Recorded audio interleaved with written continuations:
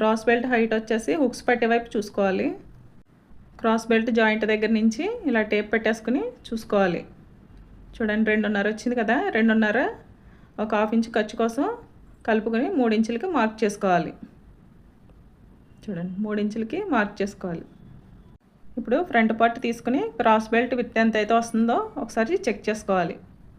ఇలా పెట్టేసుకొని ఇలా విత్ 12 ఇంచులు వచ్చింది కదండి, మనం డాట్ కోసం ఎంతైతే మార్క్ చేసుకున్నామో అంతా మైనస్ చేసుకుని మిగతాది మార్క్ చేసుకోవాలి. నాకు 10 ఇంచెస్ వచ్చింది. ఇదే 10 ఇంచెస్ ఇక్కడ మార్క్ చేసుకుని సైడ్ జాయింట్ వైపు 3 ఇంచులకి మార్క్ చేసుకోవాలి. మనం ఇక్కడ క్రాస్ వచ్చింది కదా, ఈ క్రాస్ దగ్గర లోపల వైపుకి 2.5కి మార్క్ చేసుకుని అక్కడి నుంచి హైట్ కూడా 2.5కి మార్క్ చేసుకుని ఆ డాట్ దగ్గర నుంచి ఇలాగా క్రాస్గా తిప్పేసుకోవాలి. చూడండి నేను చూపిస్తున్న విధంగా ఇలా క్రాస్గా తిప్పేసుకుని ఇలా సైడ్ జాయింట్ వైపు డాట్ దగ్గర కూడా ఇలా కలిపేసుకోవాలి. చూసారా, ఇప్పుడు ఎలా అయితే మార్క్ చేసుకున్నామో అదేవిధంగా నీట్గా కట్ చేసేసుకోవాలి.